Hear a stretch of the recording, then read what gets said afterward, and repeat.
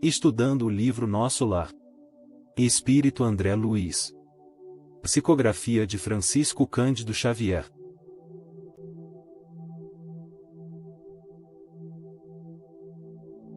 Considerações iniciais. Sabemos que quando aprendemos pela leitura, nossos espíritos se enriquecem e nossas condutas se transformam. Se nós não mudamos, nós teremos dificuldade de fazer diferente o nosso dia. Isso é porque não estamos abastecendo o nosso espírito de coisas novas, de coisas melhores, de coisas boas, porque todas as vezes que nós o fazemos, nosso impulso é de mudarmos, fazer diferente. Estamos analisando a obra de André Luiz, o espírito que através de Francisco Cândido Xavier, escreveu inúmeros livros. Este é o primeiro, Nosso Lar, e estamos no capítulo 7º. O capítulo da semana passada foi uma paulada. Não foi? E esse capítulo agora é muito interessante, porque conta muitas curiosidades sobre a rotina do nosso lar, sobre as coisas que estão ali acontecendo ao lado de André Luiz. Porque neste capítulo você verá que André Luiz já está melhor, já está passando por tratamento. Lísias e Clarence o visitavam, ele estava se recuperando lentamente, e agora ele olhava a cidade ao redor do parque hospitalar pela janela, onde estava internado. Este local onde André estava internado, nos contou, o próprio Lísias, que havia mais ou menos 1000 espíritos em tratamento, e era um dos menores prédios deste complexo hospitalar da cidade do Nosso Lar. Capítulo 7. Explicações de Lísias. Repetiram-se as visitas periódicas de Clarencio e a atenção diária de Lísias. À medida que procurava habituar-me aos deveres novos, sensações de desafogo me aliviavam o coração. Diminuíram as dores e os impedimentos de locomoção fácil. Notava, porém, que as recordações mais fortes dos fenômenos físicos me voltavam à angústia, o receio do desconhecido, a mágoa da inadaptação. Aqui temos uma frase interessante onde encontramos uma lição profunda. À medida que procurava habituar-me aos deveres novos, sensações de desafogo me aliviavam o coração, pois, quando entregamo-nos ao cumprimento dos nossos deveres, sentimos um alívio no coração. Desafogo é o contrário de fogo. Fogo aqui quer dizer, está machucando, fogo é um alívio no coração. Quando entregamo-nos aos nossos deveres, deveres de marido, deveres de mulher, deveres de companheira, deveres de pai, deveres de filho, de filha, deveres de mãe, deveres profissionais, deveres de cidadão, ou seja, quando entregamo-nos ao cumprimento dos deveres, nós primeiro concentramos a nossa mente e evitamos ficar pensando bobagens o tempo todo, assim focamos a mente em algo útil, e isso nos proporciona um alívio no coração. André Luiz começou a sentir um alívio. Por quê? Porque começou a se habituar aos deveres novos, esquecer o passado e focar no presente. Vejam bem, bastava ele lembrar, bastava ele acionar a memória do que aconteceu, voltava a dor, voltava a angústia, voltava a mágoa e o medo do desconhecido. E isso acontece com todos nós, dependendo do fato. Se paramos a lembrar dos acontecimentos tristes, entramos em uma vibração inferior e começamos a nos sentirmos mal. E o que devemos fazer? Começar a pensar em momentos bons, pensar em Deus, confiar em Deus, fazer uma oração para aí voltar ao ponto de equilíbrio e controlar o nosso estado emocional, porque somos nós que escolhemos o estado emocional que queremos estar ligados. Apesar de tudo, encontrava mais segurança dentro de mim. Deleitava-me agora contemplando os horizontes vastos debruçado às janelas espaçosas. Impressionavam-me sobretudo os aspectos da natureza, quase tudo melhorada cópia da terra. Cores mais harmônicas, substâncias mais delicadas. Forrava-se o solo de vegetação. Grandes árvores, pomares fartos e jardins deliciosos. Com o equilíbrio das emoções, com bons pensamentos, com a ajuda de orações ele encontrava a segurança íntima. Porque não podemos construir um edifício de segurança no outro? Porque o outro também é falível, o outro também tem suas dificuldades, também tem seus altos e baixos, então a nossa segurança tem que ser construída em nós, e essa segurança interior vai se fortalecendo com o tempo e vamos ganhando resistência espiritual.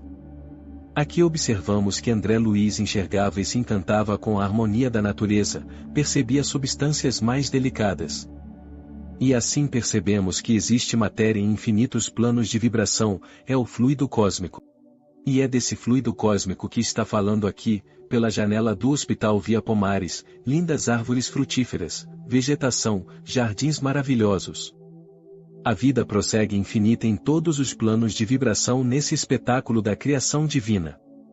Nesse ambiente as cores são mais harmônicas, súcias mais delicadas, porque a matéria é mais sutil. Ou seja, coisas impuras para quem tem coração impuro, para quem tem o coração puro tudo é mais puro. Desenhavam-se montes coroados de luz em continuidade à planície onde a colônia repousava.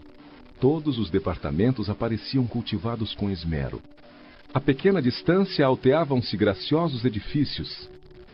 Alinhavam-se a espaços regulares, exibindo formas diversas. Nenhum sem flores à entrada, destacando-se algumas casinhas encantadoras, cercadas por muros de eira, onde rosas diferentes desabrochavam aqui e ali, adornando o verde de cambiantes variados. Aves de plumagens policromas cruzavam os ares e de quando em quando pousavam agrupadas nas torres muito alvas a se erguerem retilíneas lembrando lírios gigantescos rumo ao céu. Montanhas e serras coroadas de luz em continuidade à planície onde a colônia repousava, ou seja, existe um relevo e todos os departamentos pareciam cultivados com esmero, todos os locais de nosso lar eram cuidados, grama parada, flores, pomares, tudo mantido com muito cuidado, porque descuido só no umbral. Na colônia que é ditos já conscientizados das suas responsabilidades espirituais, tudo é trabalho, ordem, harmonia e beleza. E aí, percebemos aqui que ele está falando da beleza, porque a mente dos espíritos que habitam a colônia nosso lar são mentes de espíritos equilibrados, que a organização sai de uma mente equilibrada com ordem, beleza, disciplina, amor, caridade e organização. Das janelas largas observava curioso o movimento do parque. Extremamente surpreendido, identificava animais domésticos entre as árvores frondosas enfileiradas ao fundo. Nas minhas lutas introspectivas, perdia-me em indagações de toda a sorte. Não conseguia atinar com a multiplicidade de formas análogas às do planeta, considerando a circunstância de me encontrar numa esfera propriamente espiritual. André Luiz encontrava-se encantado com o que via, as construções eram organizadas, e todas possuíam um jardim suas entradas, com casinhas encantadoras, e mais ainda, observava animais domésticos, sim animais domésticos, nosso lar também tem animais domésticos, porque o princípio inteligente continua evoluindo no mundo espiritual. A evolução não cessa, o que acontece é que o animalzinho não tem uma mente capaz de manter a sua forma durante muito tempo no mundo espiritual. Por isso, eles não conseguem ficar muito tempo no plano espiritual e precisam regressar ao mundo material. Porque a mente deles é frágil, assim os animais domésticos estão lá, porque têm princípios inteligentes em evolução, e a evolução é para todos. André Luiz achava estranho encontrar tal semelhança com as coisas da terra, árvores, animais, construções. Mas, aí deparamo-nos com um pensamento humano, porque o problema é que achamos que a terra, a corpórea é o modelo do universo, achamos até que a Terra é o centro do universo, então pensamos que tudo que está fora da Terra é extra. A Terra não é o centro da criação divina. O universo é infinito, é povoado de infinitos planetas, não podemos imaginar que a Terra é o centro da criação divina, e não podemos imaginar que a vida corpórea é a vida padrão.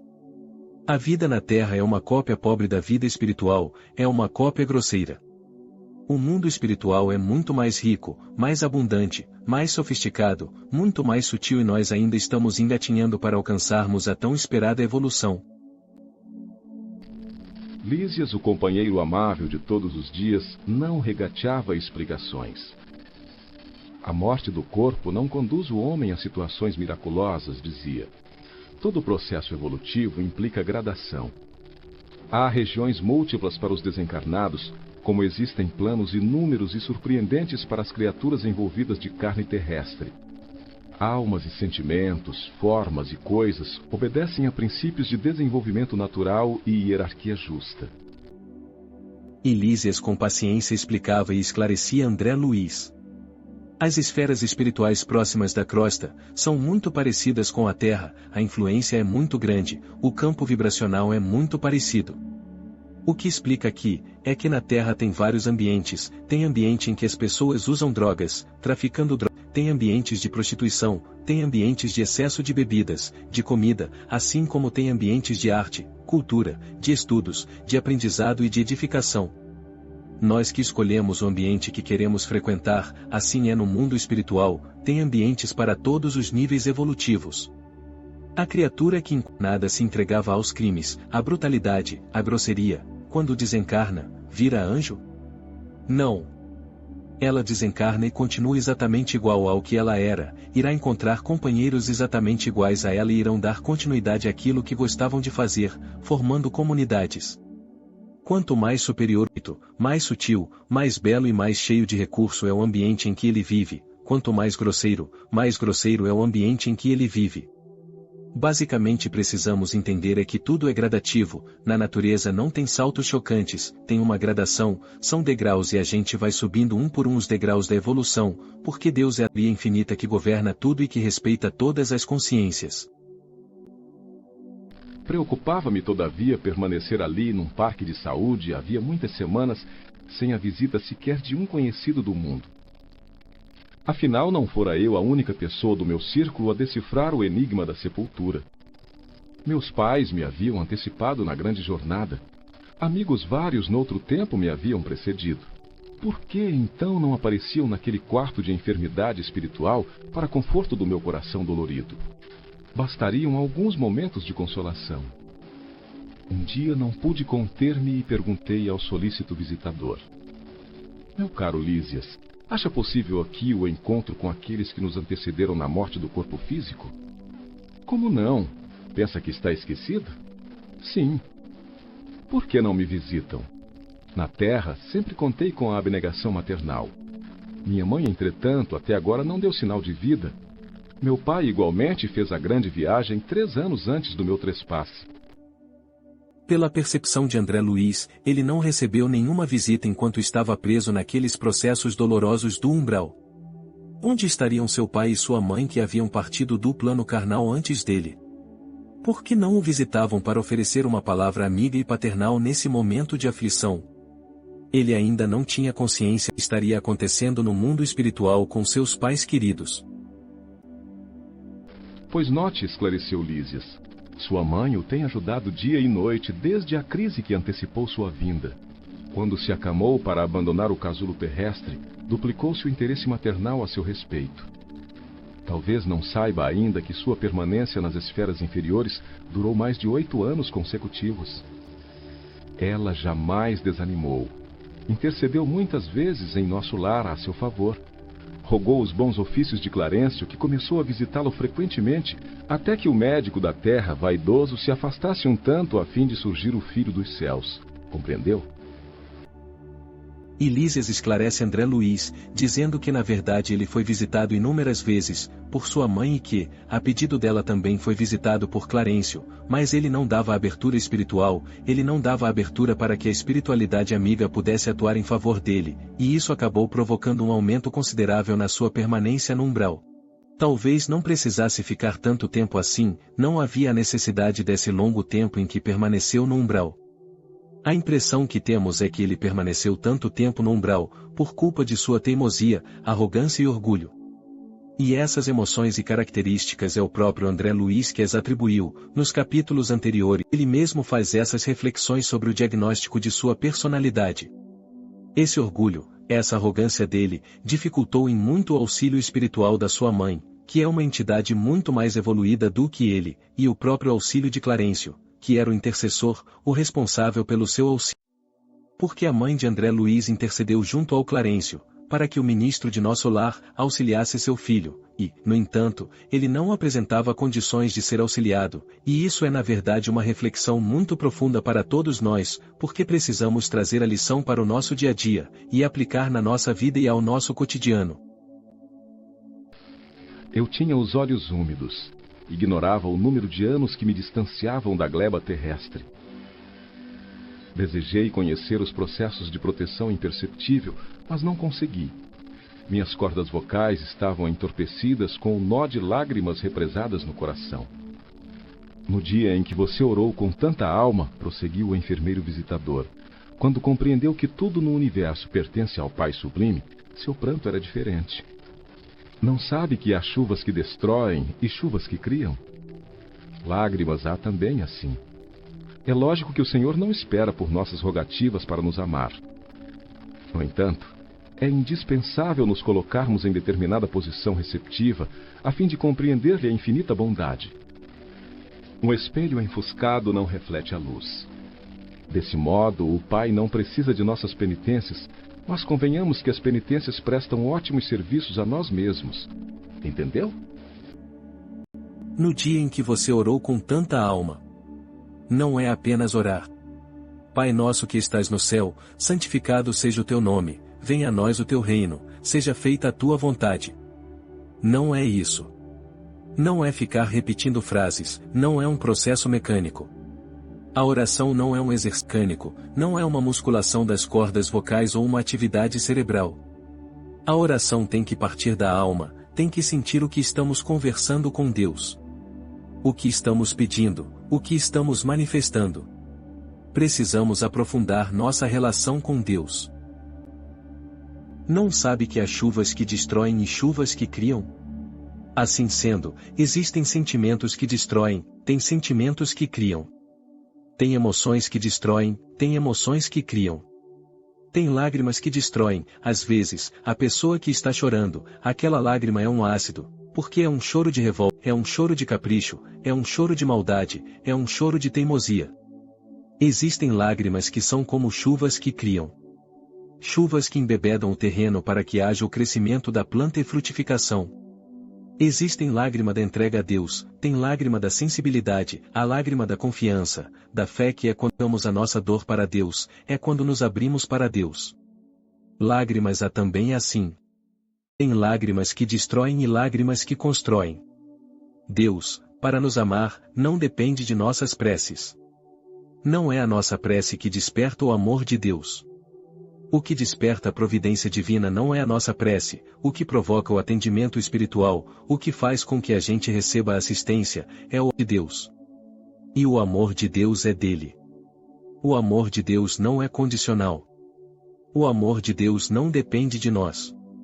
Não depende do que estamos fazendo. Não depende do que estamos pensando. Não depende do que estamos sentindo. E o amor de Deus não depende das nossas escolhas, porque Deus nos ama infinito. Mesmo fazendo as maiores bobagens, o amor de Deus é inalterável. Por quê? Porque Ele é Deus. Imaginem se o amor de Deus ficasse nosso refém. Não somos nós que controlamos o amor de Deus. É isso que Lísias está dizendo. É lógico que o Senhor não espera por nossas rogativas para nos amar. No entanto, é indispensável nos colocarmos em determinada posição receptiva, a fim de compreender a infinita bondade dele. Ou seja, não fazemos oração para Deus. Fazemos oração para nós mesmos. Não fazemos oração para mudar o amor de Deus, fazemos oração para mudar a nossa receptividade. Porque o amor de Deus é inalterável. O amor de Deus é infinito. Assim, quando estamos orando para aumentar a nossa receptividade e aumentar a nossa compreensão da infinita bondade de Deus. Estamos aumentando a nossa capacidade de compreender os caminhos de Deus. Porque os caminhos de Deus são insondáveis. Deus é infinitamente inteligente. Ele é a inteligência suprema. Precisamos entender isso. O que Lísias está dizendo para o André Luiz é mais ou menos isso. Meu amigo, quando você chorou, quando você orou com tanta alma, o que mudou? Você, não Deus. Deus já havia enviado a sua mãezinha, já tinha enviado Clarencio, uma equipe toda. Estavam todos lá durante 8 anos esperando ele despertar. Ele não percebia, estava refratário. Quando ele orou, abriu a sua recepção. Entrou em posição receptiva, a fim de compreender a infinita bondade de Deus. Clarencio não teve dificuldade em localizá-lo atendendo aos apelos de sua carinhosa genitora da terra. Você, porém, demorou muito a encontrar Clarencio. E quando sua mãezinha soube que o filho havia rasgado os véus escuros com o auxílio da oração, chorou de alegria, segundo me contaram.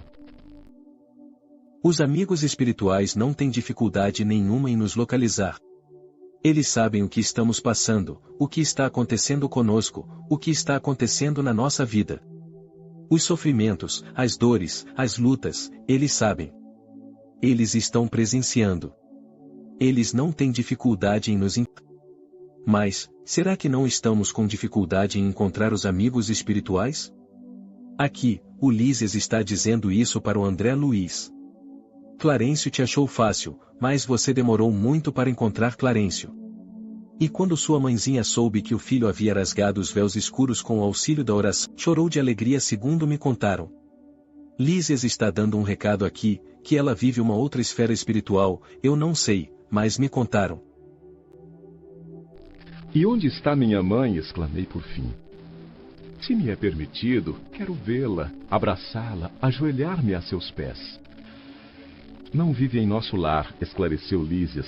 Habita esferas mais altas, onde trabalha não somente por você. Observando meu desapontamento, acrescentou fraterno. Virá vê-lo, por certo, antes mesmo do que pensamos. Quando alguém deseja algo ardentemente, já se encontra a caminho da realização. Tem você, nesse particular, a lição do próprio caso. Anos a fio rolou como pluma albergando o medo, as tristezas e desilusões. Mas, quando mentalizou firmemente a necessidade de receber o auxílio divino, dilatou o padrão vibratório da mente e alcançou visão e socorro. A mãe de André Luiz ama-o, mas ela não trabalha só para ele. Porque o amor verdadeiro não é um amor egoísta.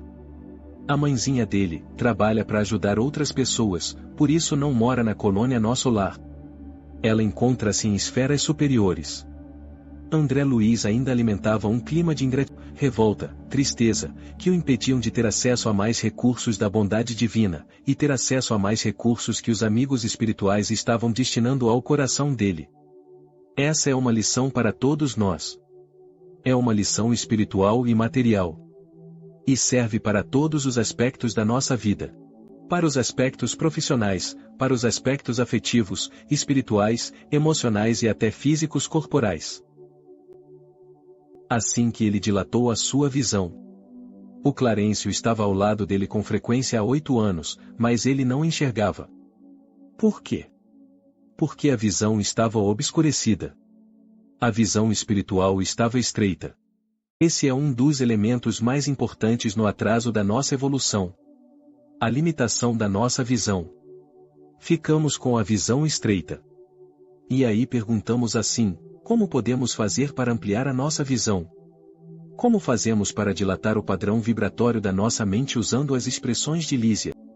Uma das coisas que precisamos fazer é orar, precisamos ler e precisamos aprender coisas novas e mais elevadas. Pois, se estamos no degrau 10, e queremos chegar ao degrau 20, precisamos aprender coisas sobre o degrau 11, 12, 13, 14, 15, 16, 17, 18, 9, 20. Então, precisamos ampliar nossos conhecimentos. Por isso que é muito importante termos o hábito de ler, para ampliar nossos conhecimentos. Se continuarmos com os mesmos conhecimentos, como que poderemos aprender coisas novas para mudar a nossa vida? Assim sendo, o primeiro para dilatar o padrão vibratório da mente é aprendermos coisas novas e coisas mais elevadas. Porque aprender coisa ruim e coisa inferior também não vai resolver. Aí aprofundamos, crescemos mais e mais.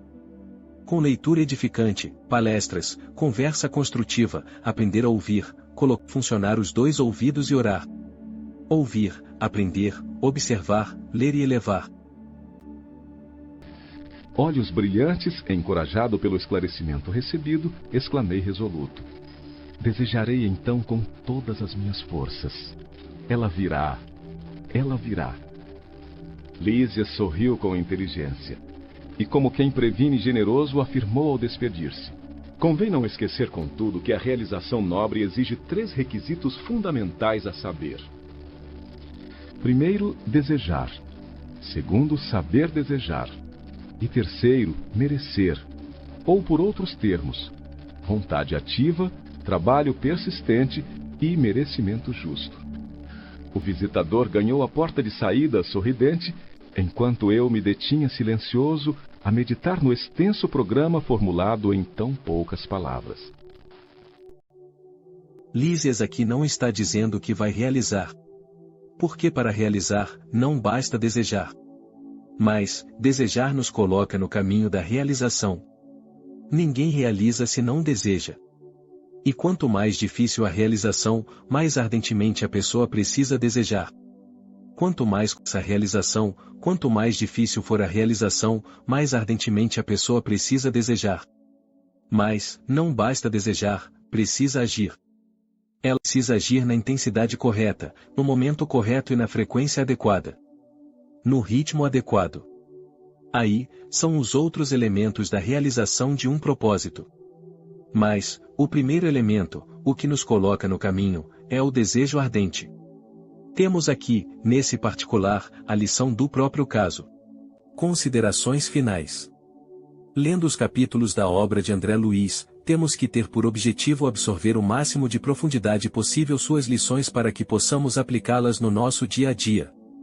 Sendo assim, a pergunta aqui é: será que agora, exatamente hoje, nós não estaríamos agindo como André Luiz agiu no umbral?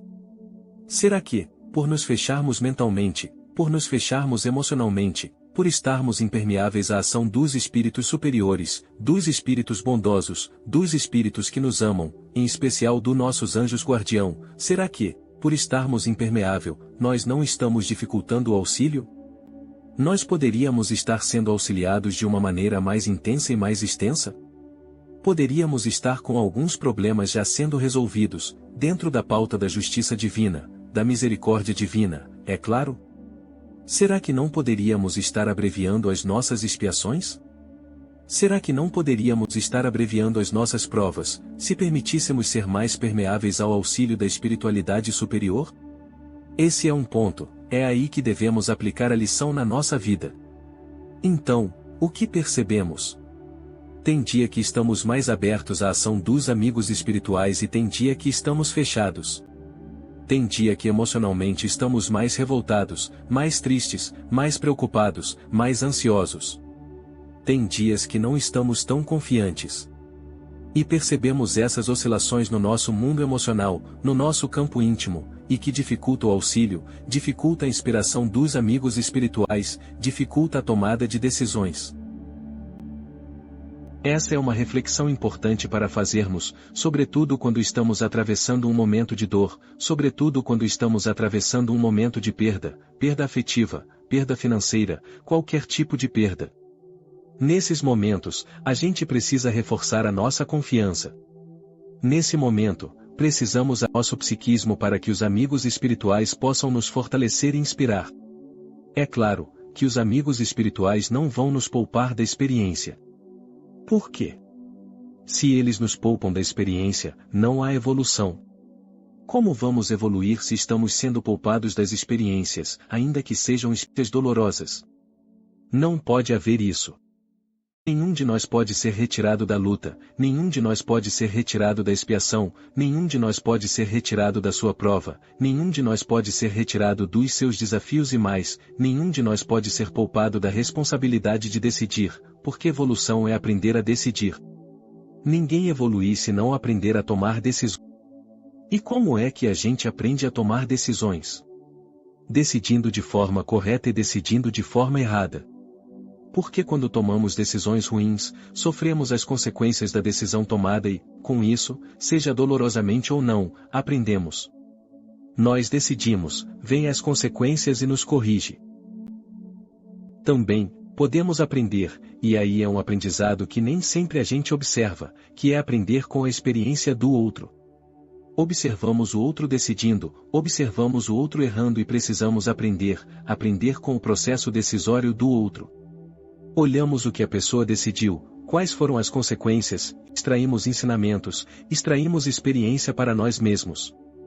Sendo assim, que possamos também aprender olhando, vendo, observando. Não precisamos errar para aprender. Podemos aprender com o erro dos outros. Lendo, por exemplo, essa obra de André Luiz, quanto poder aprender? Porque aqui ele está contando histórias. Ele está contando a história da vida dele. Se lermos isso aqui com atenção, se refletirmos, se sentirmos a lição com o nosso coração, se nos permitirmos aprender, não devemos cometer os mesmos erros que André Luiz cometeu. Porque estamos aprendendo lendo o livro.